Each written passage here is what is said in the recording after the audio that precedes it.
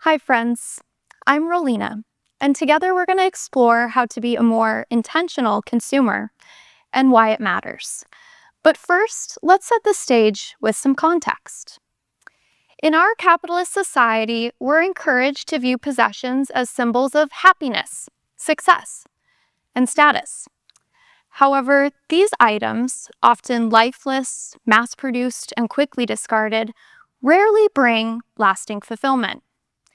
In fact, Americans discard over 12 million tons of furniture annually. That amount would fill 1,600 Olympic-sized swimming pools.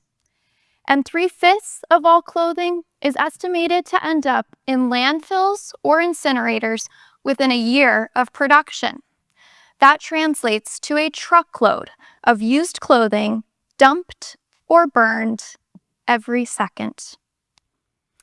Consumerism, a key input of capitalism, has been criticized for having led to the destruction of traditional values, environmental degradation, worker and consumer exploitation by large corporations, and negative mental health effects, just to name a few. Sadly, it has created a separation between ourselves and nature, a disconnection from the people and materials behind the objects we buy. We live in a society where buying more is encouraged despite growing mountains of waste. And we're surrounded by messages that equate more with happiness and social acceptance, fueling a cycle of constant consumption. However, imagine creating a space where every object holds a memory, a connection, a story. I think of my home, a small cottage I renovated in the Finger Lakes, filled with traces of people and places, each piece chosen with intention and care. The knitted cream-colored quilt draped across my favorite chair was woven by my grandmother. For more than 20 years, it's traveled with me, a reminder of her warmth, resilience, and the artistry of her hands. Around the room, old crates of weathered wood hold my books. Pine walls marked by time reflect a cozy, rustic charm. Dried flowers from past gardens rest in vases. And a shoe rack I designed, crafted of spalted maple, adds to the home's character. Every detail is a piece of art in and of itself. Each corner and each item is an invitation to savor the moments of a life lived in connection to earth and those who share it. This is a home built by slow and empathetic consumption, a place where each piece contributes to a sense of belonging, beauty, and sustainability, a counter to the noise and hurry of our modern world. But these objects are more than just things. Each one represents a relationship, a reminder of human connection that went into its creation. Surrounding myself with these items not only sustains me in moments of lightness and darkness, but it also represents an act of resistance against the woes of mass market capitalism. This is what I mean by slow and empathetic consumerism. It's a phrase that may sound complex, but it's really just about making choices that honor relationships between us and the items we use, between us and the people that made them, between us and the land those materials come from. Slow consumerism asks us to challenge the fast-paced, disposable culture we live in, where products are churned out to be quickly used and then quickly discarded. It asks us to look at what we consume and choose fewer, higher quality items, things that are crafted with care, designed to last, and hold a cultural or personal significance. It's about living in a way that not only respects our needs, but also the broader ecosystems and communities of people around us. And empathetic consumerism goes even further. It invites us to put compassion into our purchasing decisions, asking us to think about the people behind the products, to consider their lives, their traditions, and their stories. This approach isn't just about what's useful or aesthetically pleasing to us, but about how our choices impact the lives of others. As an artist myself, I know that the act of creating is an expression of vulnerability. When we create, we're putting a piece of ourselves out into the world. Our body, mind, and spirit come together in this act, and that vulnerability can be deeply powerful. It's what makes things like art something we can relate to, something we can understand on an emotional level.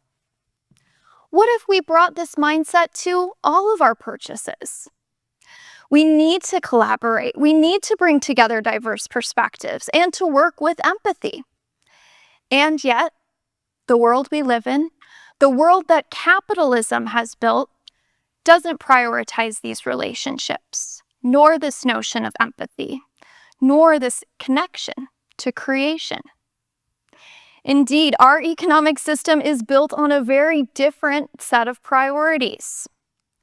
Over the last 55 years, our global population has doubled, but our global resource extraction has tripled. And from 2016 to 2021, a mere 5 years, we globally consumed over 75% of what we did for the entire 20th century. So with results like these, it's easy to think that the problem is simply that capitalism produces too much, that it just leads to overconsumption and waste. But the problem goes much deeper. Capitalism produces the wrong things. Instead of focusing on healthcare, education, affordable housing, green spaces, nutritious food, or public transportation, our system prioritizes products that generate a profit quickly and then concentrates that profit into the hands of a few. This means fossil fuel vehicles, fast fashion, cheap gadgets, and decor, all things designed to be used a handful of times and then quickly discarded. This model drives endless production and thus more and more waste. But why is it important for us to understand this? Well, understanding a system's design lets you change it or navigate it effectively, driving meaningful transformation. And thus, capitalism is a system that prioritizes corporate profits and individual accumulation, operating on a deeply ingrained mindset of scarcity. It is based on a belief that we do not have enough, that we must produce and accumulate more to survive, to be happy, and to belong. And the scarcity mindset blinds us to what could be an abundance mindset, one rooted in the well-being of both people and Earth. You see, the scarcity mindset in capitalism creates what I call artificial needs. We are constantly told we need more clothes, more gadgets, more upgrades. Capitalism doesn't just produce the wrong things, it manufactures wants, shaping our desires so that we're never satisfied, always reaching for the next product. This is the opposite of slow and empathetic consumerism, which is about finding contentment in what we have, in the relationships that we build, and in the care we give to the things we bring into our lives. At the root of this system is a particular worldview, one that most of us were raised with and hardly ever question. A belief that humans are separate from nature. This worldview treats the natural world as something to be extracted from, used, and eventually discarded. We operate with a mindset that views resources as limitless and people as replaceable, valuing accumulation over connection, profit over planet.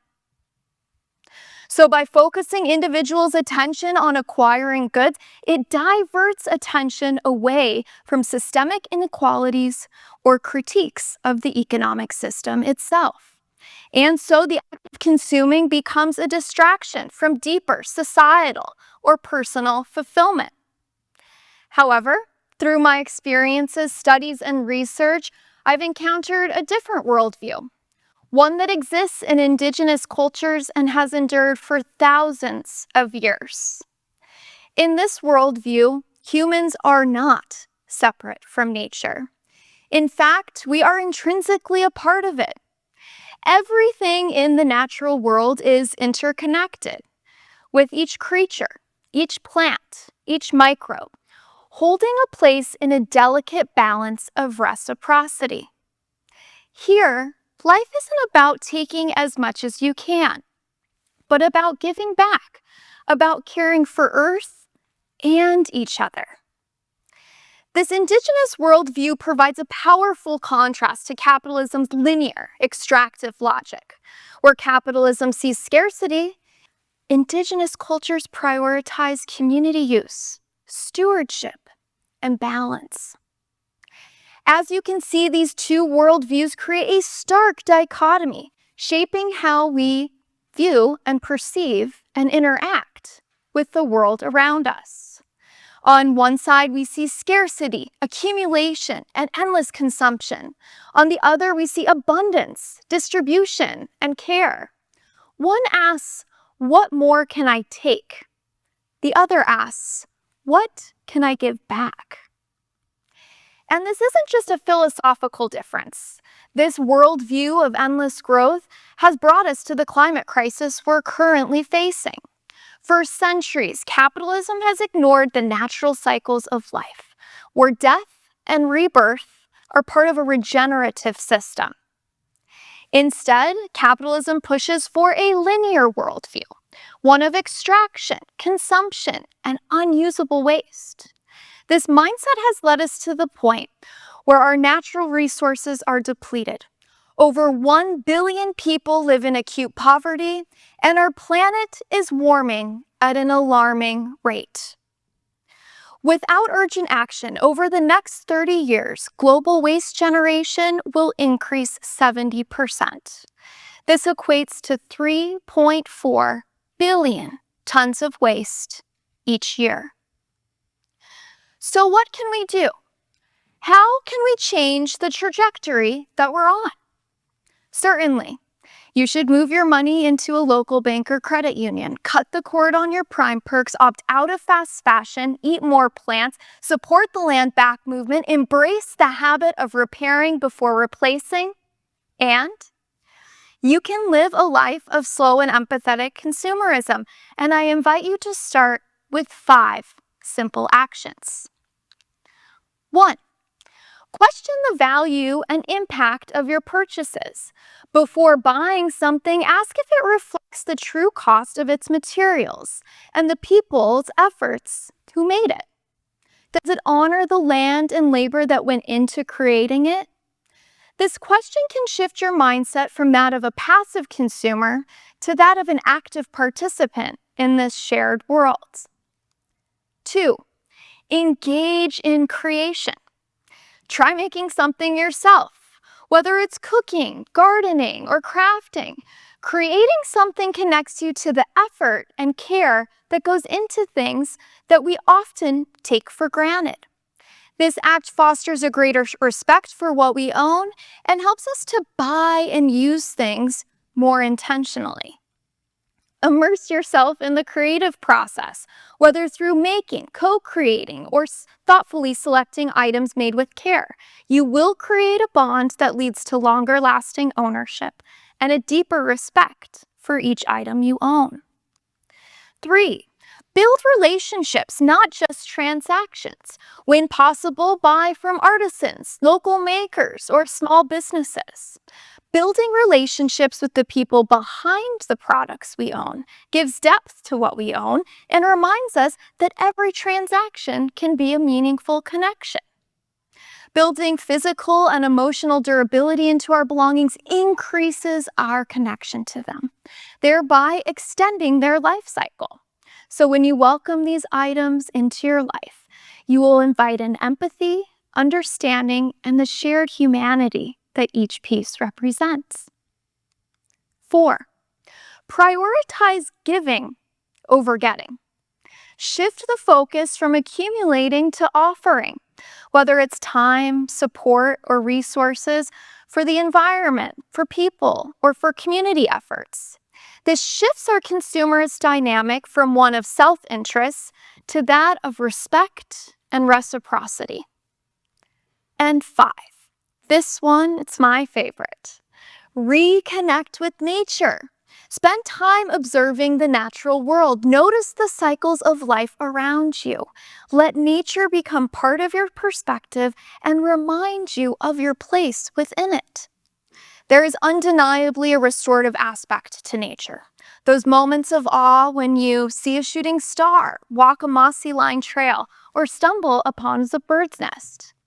Nature heals us in ways that science is still trying to understand. Let the abundance of Earth's natural gifts provide assurance that you have enough. I challenge you to consider what it means to be a consumer. Under capitalism, a consumer is simply someone who can buy goods and services beyond the satisfaction of basic needs. But what if, instead, we saw ourselves as caretakers, responsible stewards of Earth's resources? What if our choices were not guided by what we want in the moment, but by a long-term vision of well-being for all? I want to leave you with a vision. Imagine a world where we don't just buy things to use and throw away. Imagine a world where every object in your life has meaning, a story, a bond, a purpose that goes beyond yourself. This world is possible. It begins with each of us making choices rooted in slow and empathetic consumerism. It's a vision of life that values relationships over profit, stewardship over ownership, and connection over consumption. As we move toward a future increasingly shaped by climate challenges, this way of living becomes more than an aspiration. It becomes a necessity and our best hope for healing our fractured worlds. Now is the time to be disruptive, to be radical, and for no more business as usual. Together, we can reject the relentless demands of mass market capitalism and instead nurture a world that flourishes not through endless growth, but through balance, kinship, and care. Each of us has the power to shape this world with every choice we make. So what will you choose? Thank you.